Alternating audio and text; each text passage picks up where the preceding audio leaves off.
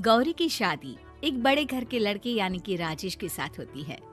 राजेश की 4 बहनें हैं और सभी अपने भाई पर जान छिड़कती है। अरे पापा, ये राजेश के लिए कैसी छोटी सी हिट की लड़की ब्याह लाए आप? हम लोगों का भाई तो राजकुमार है, उसके लिए तो कोई राजकुमारी होनी चाहिए थी। गौरी को ननद की बात बुरी लगती है और वो रोने लगती है।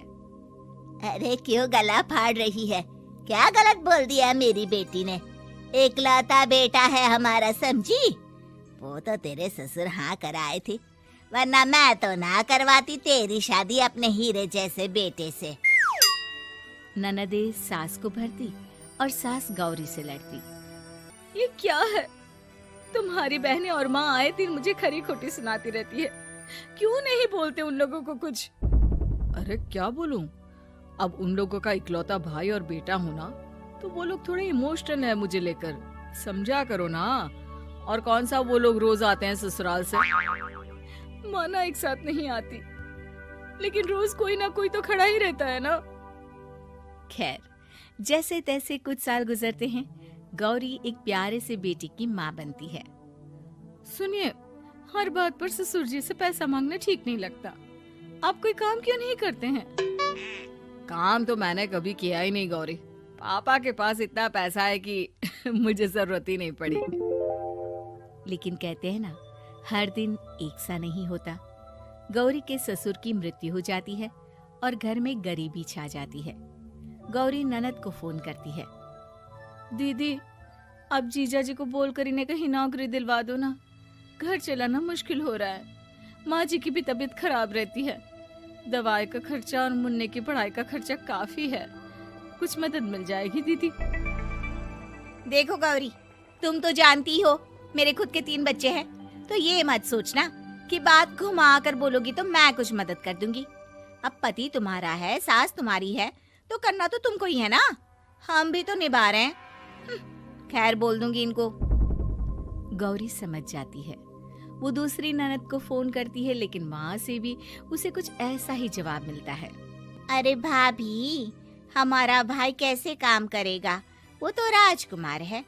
बस आप जरा माँ का ख्याल रखो, उन्हें कोई तकलीफ मत होने देना। बाकी करते हैं बात आराम से। गौरी के सामने संकट आ जाता है कि वो कैसे अपना परिवार चलाए। ना पति काम करना चाहता है और ना ननदे मदद।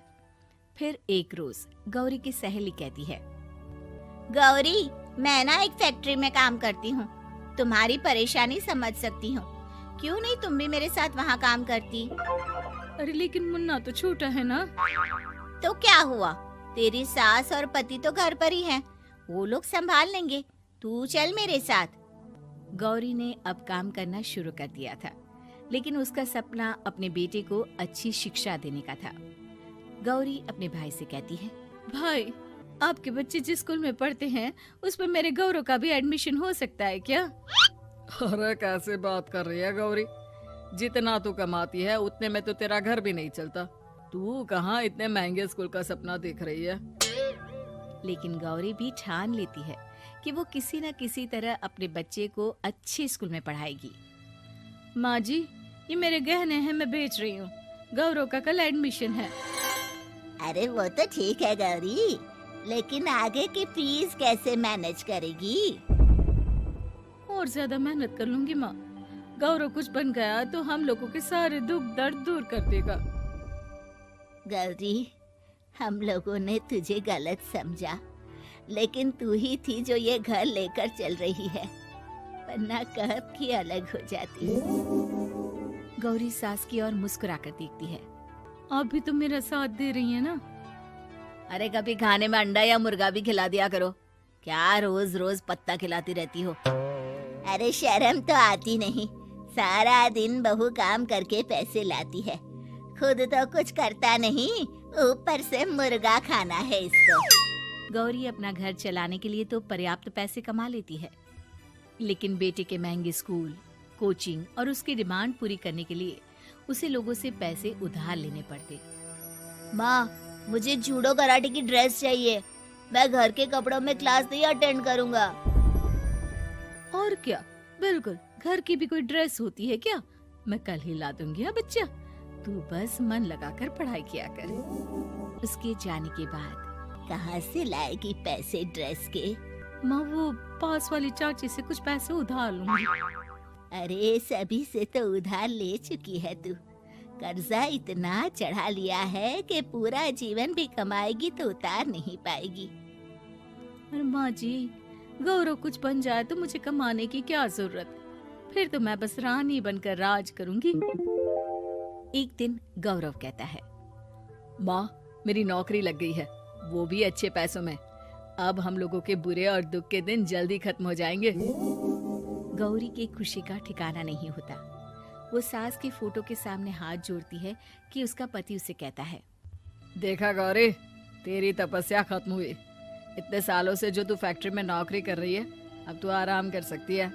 अरे नहीं नहीं, अभी तो नौकरी लगी है, कुछ दिन कुछ पैसे कमा तो लेने दो। कुछ महीनों बाद गौरी की ननद गौरव के लिए रिश्ता लेकर आती है। अरे भाभी, वो मैं ना रिश्ता लेकर आई थी गौरव के लिए। सुना अच्छा कमा रहा है, क्यों? देखा मेरी बहन कितनी अच्छी है, कितना सोचती है हम लोगों के लिए। गौरी कुछ नहीं कहती, लेकिन उसका मन नहीं होता है कि वो बेटी की शादी इतनी जल्दी कर दे। हाँ वो तो ठीक है, लेकिन अभी कुछ कर्जा है जिसे उतारना है। तो क्या हो गया, शादी के बाद भी उतार लेगा। कम से कम एक लड़की आ जाएगी तो आराम रहेगा। गौरी लोगों के प्रेशर में आकर बेटे की शादी कर देती है और शादी के बाद एक दिन जब अपनी फैक्ट्री में जाती है, मैनेजर साहब, कैसे इस फैक्ट्री में 22 साल काम कर लिया पता ही नहीं चला। अब तो बेटा सेटल हो चुका है, नौकरी की जरूरत नहीं है। लेकिन आप सभी का शुक्रिया। गौरी बहन, बहुत मेहनत की तुमने जीवन में, अब भगवान कोई मुश्किल ना दे। गौरी घर आती है, लेकिन दरवाजे के बाहर से ही उसे बहू और बेटे की आवाज सुनाई देती है। क्या है, तुम्हारी माँ ने तो सोचा भी नहीं कि जो कर्जा वो ले रही है खुद की अय्याशी के लिए, वो हम लोग क्यों भरे? उनका कर्जा है वो देखे। हाँ लेकिन क्या करूं, माँ को छोड़कर रह भी तो नहीं सकता ना। अरे रह नहीं सकते तो क्या करोगी? पूरी जिंदगी उनका कर्जा चुकाते रहोगे? कल को हमारी भी फैमिली बढ़ेगी, कैसे मैनेज करेंगे? मैं नहीं जानती, साफ साफ बोल दो पैसे नहीं है फालतू के। जिसका कर्जा है वही निपटाए। गौरी बेटे बहू की बात सुनकर स्तब्ध रह जाती है और अंदर न आकर वहाँ से सीधे फैक्ट्री जाती है। मैनेजर साहब, मैं सोच रही थी कि इतनी जल्दी नौकरी नहीं छोड़नी चाहिए, जब तक हिम्मत है तो कर लेते हैं। वो मेरा इस्तीफा ना वापस कर दीजिए। ये बोलकर गौरी की आंख लाल हो जाती है। मैनेजर समझ जाता है कि गौरी की उम्मीद टूट चुकी है। वो उसके हाथ में इस्तीफा रखकर कहता है, कर्जा माँ का है तो माँ ही चुकाएगी। माँ का कर्जा आज तक क्या कोई चुका पाया है?